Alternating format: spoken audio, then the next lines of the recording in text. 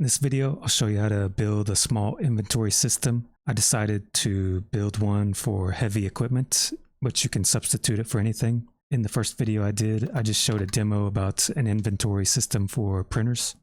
So if you didn't watch that, go see the first video, but I'll just cover it real quick. So this is kind of our inventory system for printers. And the cool thing is that you can program this to do anything. So if I press the E key, I can have kind of a macro just pre-populate these fields for me. So all this is pulling from this database right here. And you can have all this stuff pre-programmed and ready to go. So I didn't have to type this, it just did most of the work for me. Another thing that you can do is if you're tracking things, you may want to have it on a map or something. You can use FilePro to draw a little map, and you can also attach this to an email.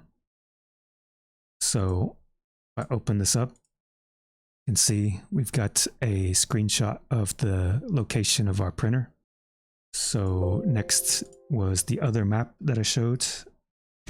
And this is the one that's written in PureBasic. So I'll be covering the code right here. If you're not familiar with PureBasic, it's you can go to purebasic.com, and I think it's a real good language to write these programs in. So I'm really liking this PureBasic a lot, but you can do some pretty cool things with it. So if I hover the mouse over here, you can see that it's pulling from this database over here. So we can do things like that. And I'm going to show you how easy it is to just build your own inventory system using heavy equipment as an example. With any new FilePro project or system that you're building, you always want to go define your files. And we're going to call this, we're going to create a new FilePro file called heavy equipment. So I'm just going to click a new, type in heavy equipment. There we go. I'm going to create a FilePro file. Just going to hit enter. And this is where we define our fields.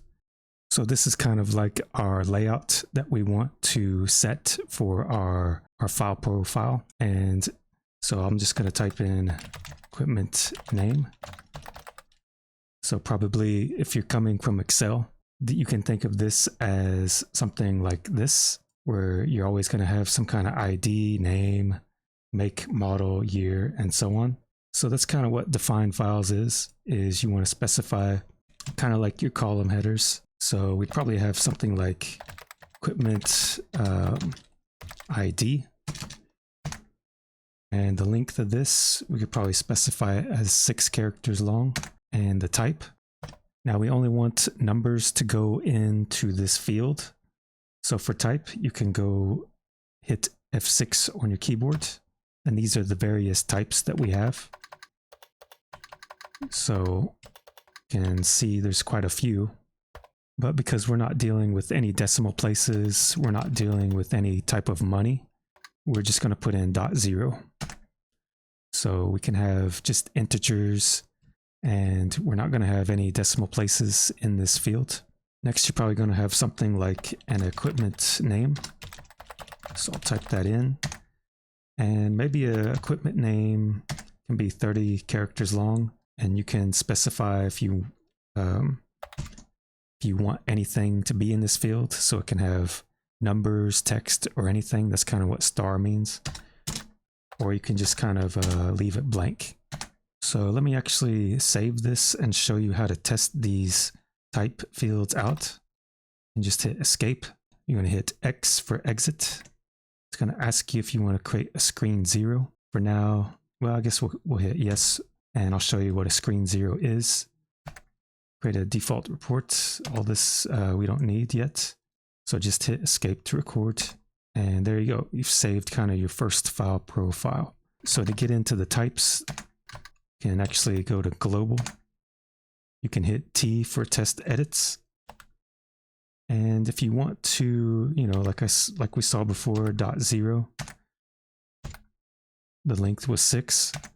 So what this means is we can only put in numbers. We can't put in any decimal places into this field. So if I type in 12.0 and hit enter, it's going to remove that decimal place because we can only put in, just digits. So that's kind of what that field does. So nobody can come in and mess things up with decimal places.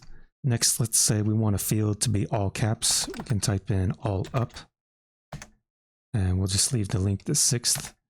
So if I type in test and hit enter, you can see that it will capitalize everything. So this is an example of that. Whenever I put in university lobby, it just capitalized everything. And this was a .0 field, so I can't put any decimal places in there. And you can see that you can have data validation. So you can control how people put in their data so that it's not corrupted, so that they can't mess things up, and it's all nice and neat. So if you want to test a few of these out, you can always hit F10, and there's always this help page. So I'm just going to exit out of this, hit X, and we'll go back to our defined files, and we'll just keep adding some more fields. To save time, I already filled out this field or this file right here. You can see we've got an equipment name, and if we enter in anything into this field, it should capitalize everything. Likewise, if we have the word make, or if we enter in any data into this field, it should capitalize the first letter. So we've already got kind of our data validation on this right-hand side over here. We specified our length right here, and we just got kind of, our column headers right here. So I'm just going to hit escape to record all this. And before I do, there's these R's that you see. You can think of these as kind of a reserved field. You don't have to do this. You can just, leave these out. But it's mainly just so you can go back, and while you're developing, you can think, oh, okay, I want to add right here after the equipment name, I want to add a serial, maybe a serial ID or something like that. So it's just a way for you to kind of quickly go back and add things, totally optional. And that's just all they are. So we'll go into define screens, heavy equipment. We'll go to screen 0, and you can see that this is our layout. So this right here is just kind of a cosmetic thing. It's just kind of a placeholder. If you feel like, oh, I want to add something after equipment name, you can kind of think of this as a reserve field. So this is just kind of for, a cosmetic reason, but you can always erase these out. So you can customize this however you want. You can move these fields around. I'll show you that in a minute. So what I'm going to do is just save this, and we're going to exit. Go to B, inquire, update, and add. This is how you update your database. Go to screen 0, and we're going to go to record 1, or actually add records. And here we go. So we've already just created our database. We already have a default database set up, and you can hit U to update. I can type in a 1, and it's going to accept a 1. Maybe someone, you can't even type text. Like if you want to, you can only type in numbers. So the data validation is working. If I type in, maybe we have a cat or Komatsu bulldozer. If I hit enter, you can see it just automatically capitalized that. I didn't have to do anything extra.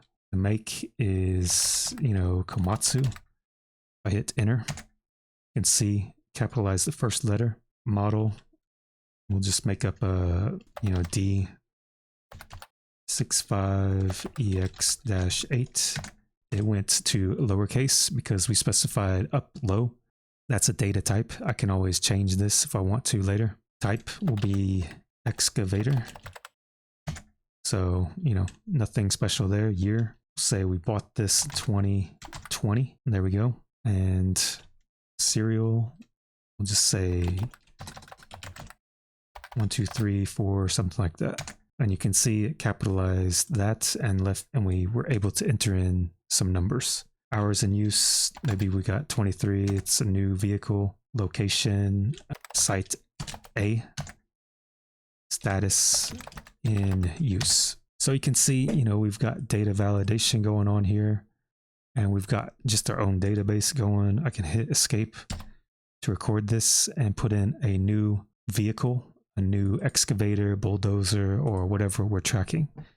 So just right out of the box, you just created your own database with data validation. So just like that, you just created your own first database, and you can do a lot with this. I'll show you how to do much, much more. And if you like this, like, subscribe, and let me know what you think.